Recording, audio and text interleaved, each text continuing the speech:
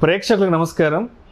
April 15, 16 తేదీల్లో అంటే శనివారం, ఆదివారం ప్రముఖ స్టాక్ మార్కెట్ అనలిస్ట్ సుందర రామి రెడ్డి గారు ఆప్షన్స్ ట్రేడింగ్ మీద ఆన్లైన్ వెబినార్ కండక్ట్ చేయబోతున్నారు.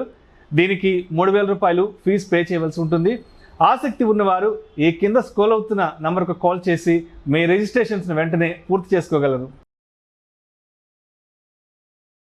సార్ నమస్తే. సార్ నమస్తే అండి. సుందర రెడ్డి గారు, ఈ మధ్య చాలా మంది ఆడియన్స్ వీడియోస్ కింద కామెంట్స్ రూపంలో ఒక హెల్త్ కేర్ కంపెనీ గురించి ఫ్రీక్వెంట్గా అడుగుతున్నారు.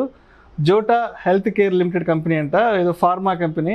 సో ఏంటి అసలు ఈ కంపెనీ ప్రోగ్రెస్ ఏంటి, లాస్ట్ 5 years నుంచి ఎటువంటి రిటర్న్స్ ఇచ్చింది, ఏంటి అసలు ఈ కంపెనీ పరిస్థితి అంటే చాలా మంది అడుగుతున్నారు. మరి ఆ కంపెనీకి సంబంధించిన విశ్లేషణ తెలియజేయగలరు?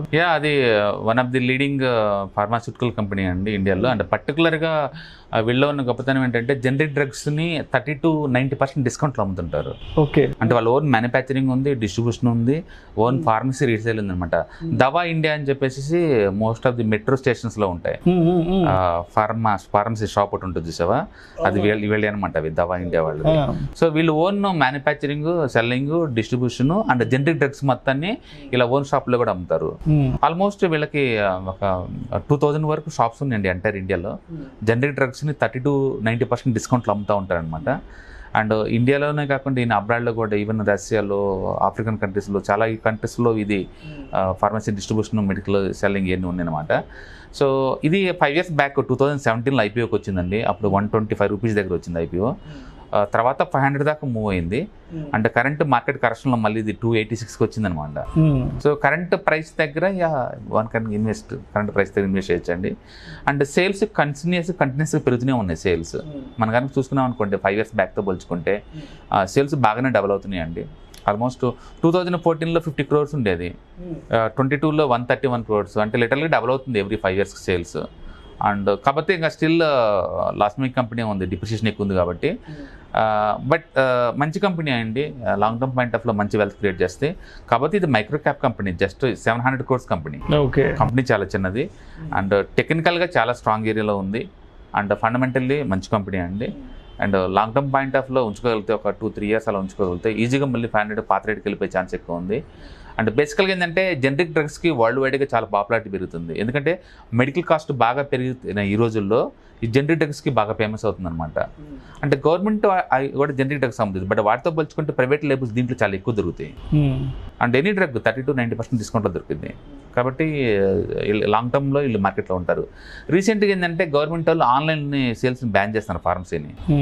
ఆన్లైన్లో ఫ్లిప్కార్ట్, మెడి ప్లస్ ఇవి అమ్ముతారు కదా, వాటిని బ్యాన్ చేయడానికి ప్లాన్ చేస్తున్నారు గవర్నమెంట్ వాళ్ళు. మన నోటిఫికేషన్ కూడా ఇచ్చారు. అవి కనుక బ్యాన్ కనుక అయితే ఈ స్టాక్స్ పరిగెత్తది. ఎందుకంటే ఇది పెద్ద one of the leading retail store అన్నమాట ఇండియాలో.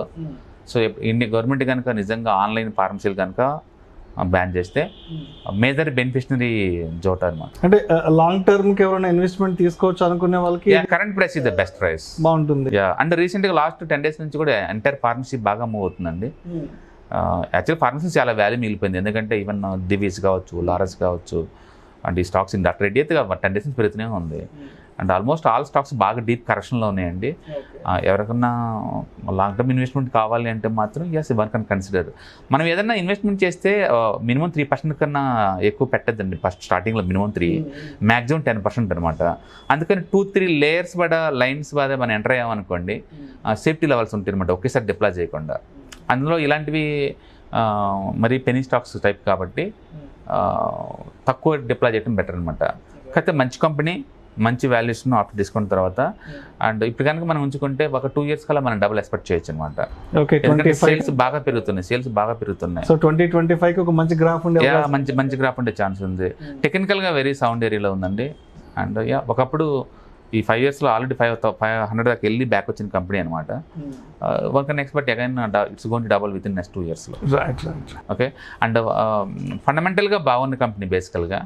అండ్ అవి రిటైల్ స్టోర్స్ పెంచడం తప్ప తగ్గటాలు ఏముండదు. అంటే కపిల్ దేవ్ అనమాట దీని brand ambassador. Okay. Generic drugs plus కొంచెం ఎథికల్ పర్సన్స్ అండ్ లాంగ్ లాస్టింగ్లో ఉండే business models. Thank you sir, thank you so much Sundara Rami Reddy garu. మన ఆడియన్స్ ఎప్పటి నుంచో అడుగుతున్న జోటా హెల్త్ కేర్ లిమిటెడ్కి సంబంధించిన అనాలిసిస్ని చాలా చక్కగా తెలియజేశారు. Thank you sir.